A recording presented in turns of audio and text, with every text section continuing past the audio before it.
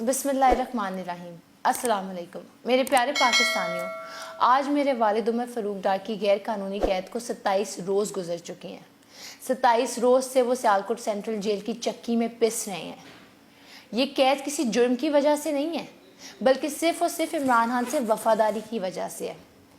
گزشتہ 10 ماہ میں جو کچھ بھی پی ٹی آئی کے تمام ورکرز کے ساتھ کیا گیا، P T I chairman Imran Khan کے ساتھ کیا گیا، اس کا بدلہ لینے کے آپ کے پاس طاقت ہے۔ پلیز یہ موقع ضائع مت کریں۔ 8 فروری کو اپنے گھروں سے نکل کر اس تعداد میں ووٹ دیں پی ٹی آئی کے تمام کینڈیڈیٹس کو۔ NA-71 سے میری دادو ریحانہ امتیاز ڈار، جن کا نشان بیبی کے جھولے کا ہے، بیبی کاٹ کا ہے۔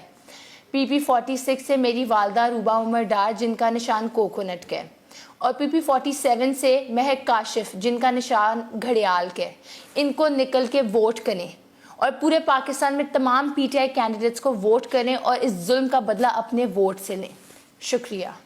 پی ٹی آئی زندہ باد، عمران خان زندہ باد، پاکستان زندہ باد۔